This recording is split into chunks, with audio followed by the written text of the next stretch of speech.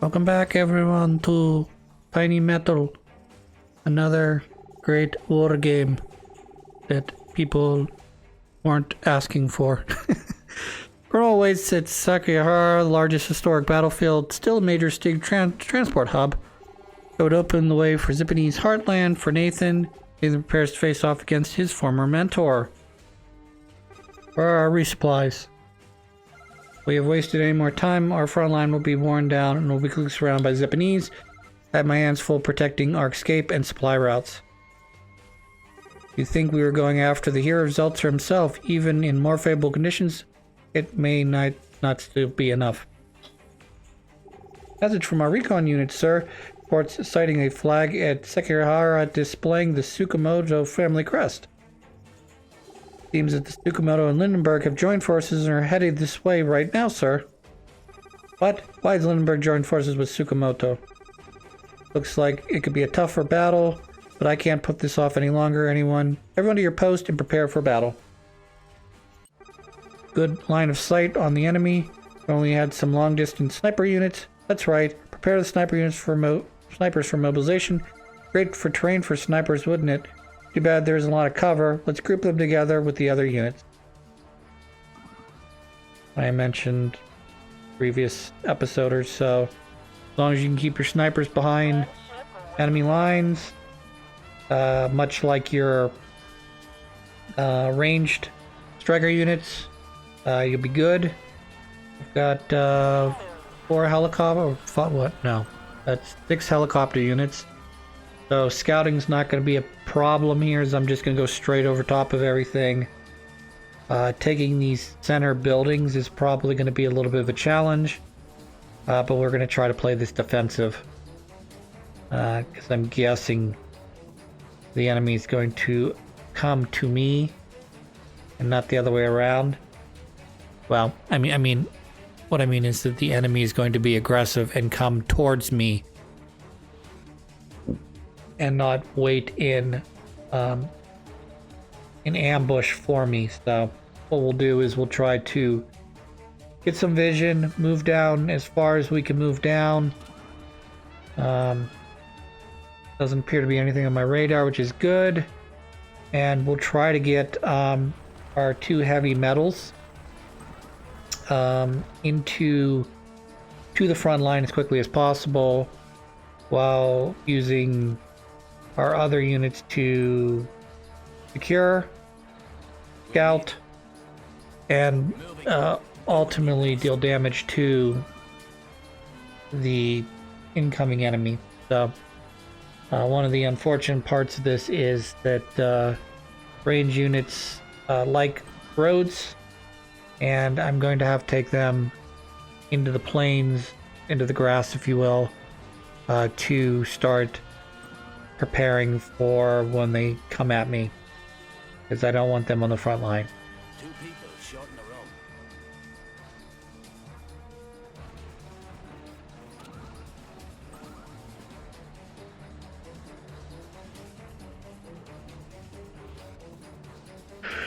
row. Remisia. Not really too much to say here, I guess. Like I said, the main purpose is to get, tanks down, the heavy metals down as quickly as possible. Regular metals behind them or in front of them, they're going to have more move, so they're going to move faster than the heavy metals.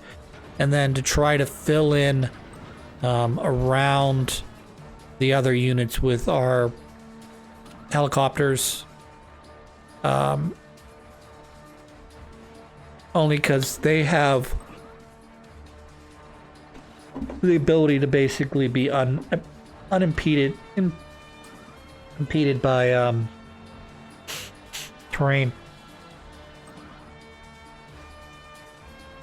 That is the plan.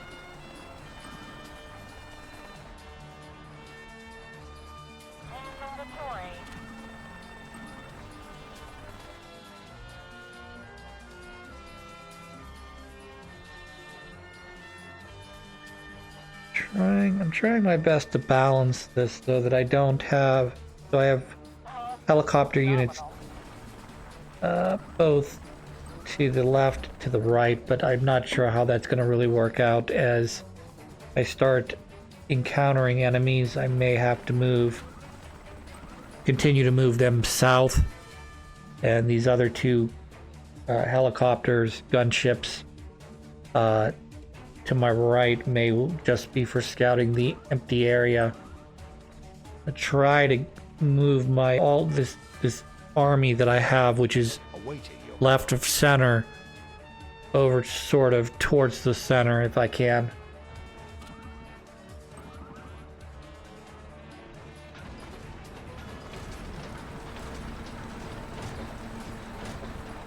I record these episodes in advance.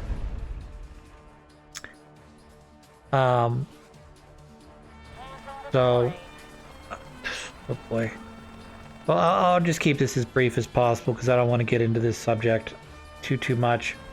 But unfortunately, either my first or second episode of this series came out roughly around the time Charlie Kirk got killed.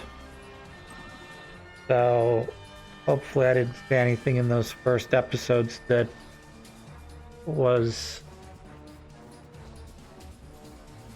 I don't know if insensitive is the right word. I occasionally go off on tangents about, how we kind of need to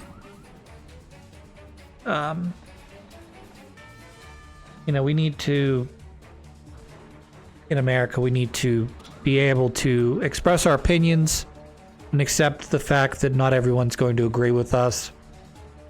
And that's pretty much all I'm going to say about that, because the man was loved by the people who loved him and argued for his side of the political aisle, and he was not well received or well liked by those who opposed him, politically speaking. And I was not really a big fan of the way he handled his discourse, but it is very much the way political discourse is handled in the United States, which is, I'm giving you a point of view, and my point of view is the only one that matters. And those people who have a different point of view are idiots. And I'm going to basically bring people, and this goes for both sides. I'm going to reiterate, this goes for both sides, where you find some of the most strongly opinionated people to come debate you, and you end up end up getting people who basically agree with you all the time, and they want to know your opinion on a subject that you hadn't given your opinion on, or they're here to basically try to shout you down, and that's not really good for anyone's side. If you have a point of view, wherever you fall. So, anyways, that's all I'm going to say about this subject. I know by the time this episode comes out, this news will be old. So.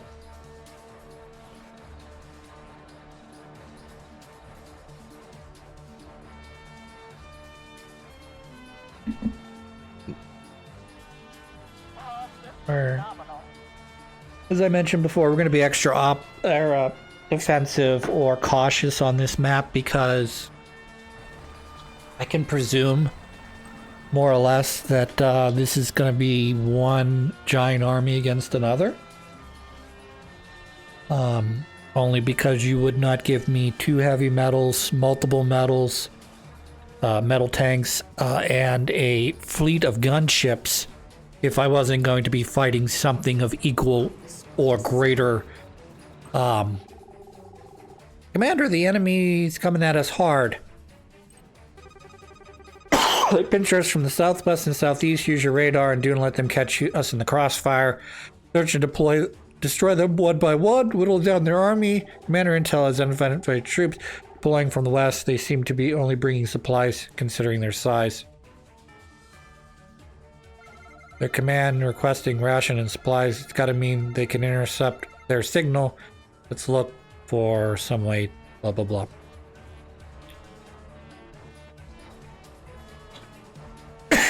Excuse me. Where are we going?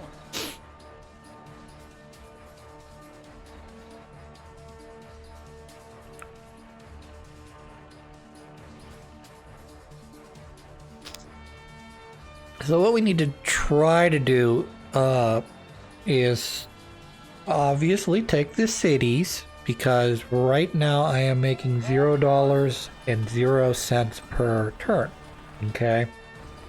And though there is a radar station to call down hero units, the hero units do cost money.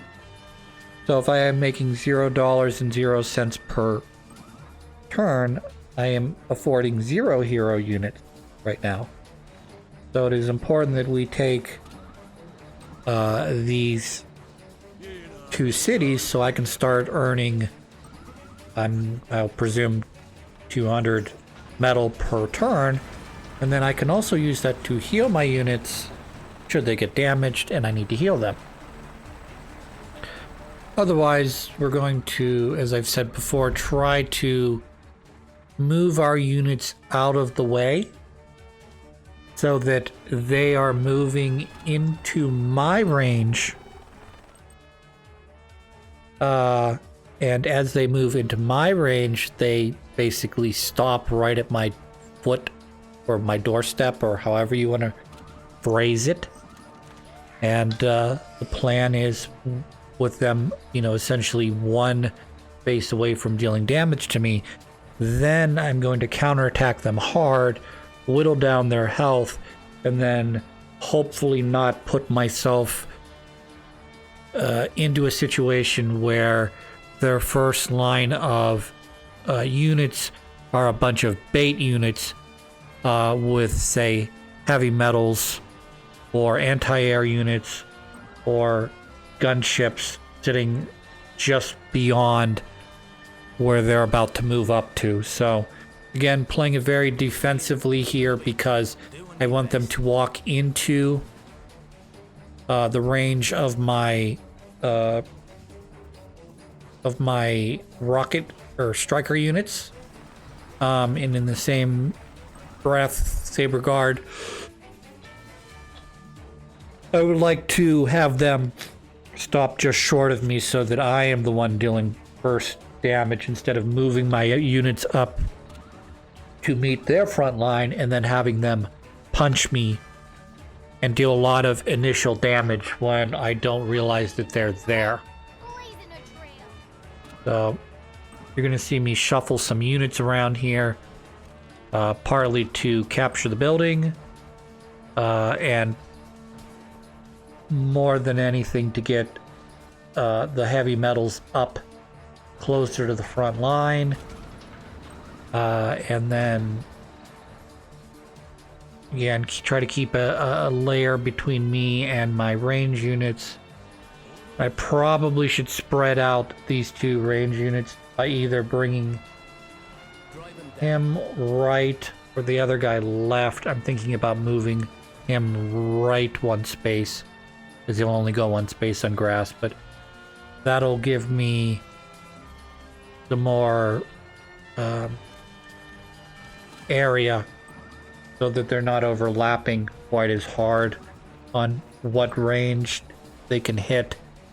So that's good. I've got air units up front because I kind of want to save my yeah, that's what we want to do. We want to sort of push the line up 1 space or so that yeah, that'll work. Push the metal into the center. Heavy metal can come all the way down so it can only get hit from the one side. Or no, we're gonna put the metal in front. That'd be better. 'Cause I can't. I can risk these guys, but I can't risk my metals taking excess damage. Or at least that's my philosophy in this particular mission. Not truly understanding the dynamics of if you put a unit here and this unit comes up and attacks it, it'll do X amount of damage versus if this unit comes up and attacks. Like that. That's 100%. It's okay though. That was a crit, but it only did 8 damage. To me, that's good. So yeah, that's not too bad, I guess. I did lose one of my units, but and I've got a 41% and a 40 on 2 other guys that got attacked, but we should be able to counterattack this pretty good with these 2. Good. And then we can start moving metals up and heavy metals up and use my range units as well. So this will be fun. Hopefully. I hope. I should have used the range unit first. Or that just kills that helicopter. And that means that lockdown on my other helicopter is now worthless. Great.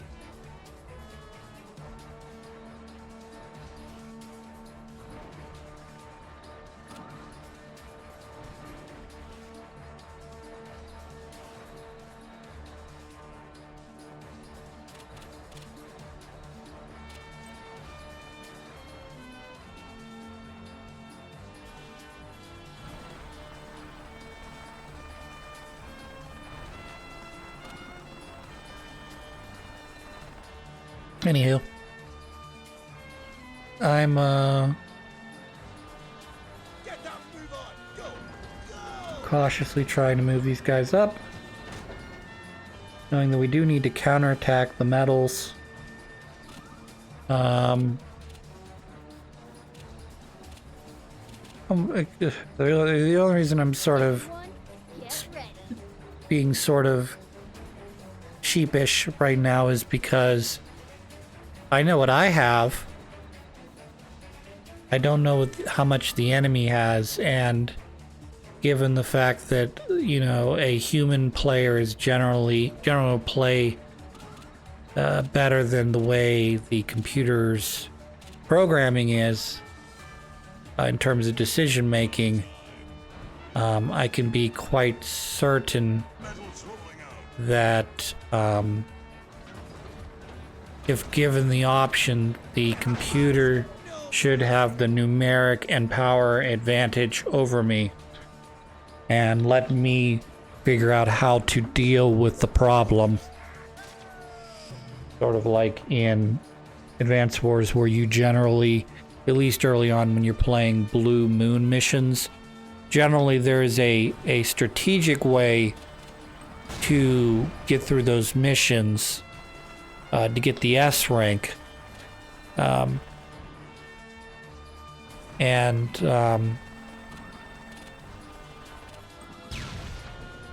You're usually outgunned in most cases. And the job is for you to try to figure out how the best way is to not only defeat the mission, but to do it in the most efficient way to get the S rank.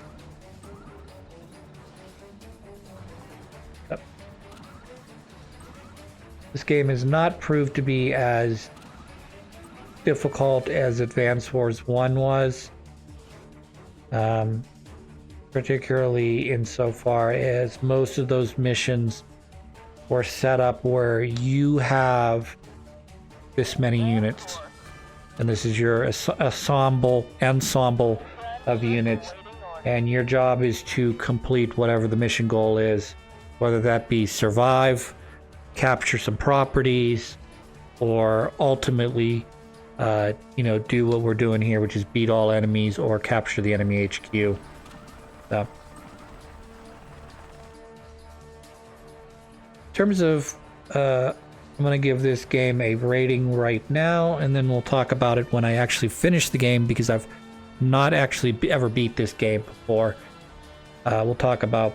I'll give a final thought on the game, hopefully when we get to the end, if I can remember to do that, which I should. But this game is not nearly as deep or as fun to play as, say, what was that other game I played a while back? Shoot, I'm gonna have to remember here. Sir, your orders?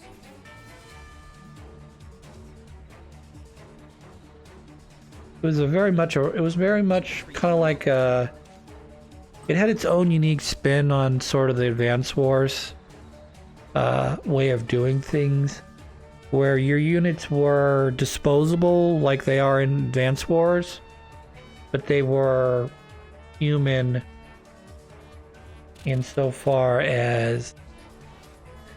I can't remember the name of this game. Oh well, it'll come. I know it'll come to me when I'm thinking about it. Like, I actually just relax for a second and just be like, oh, I remember what that was.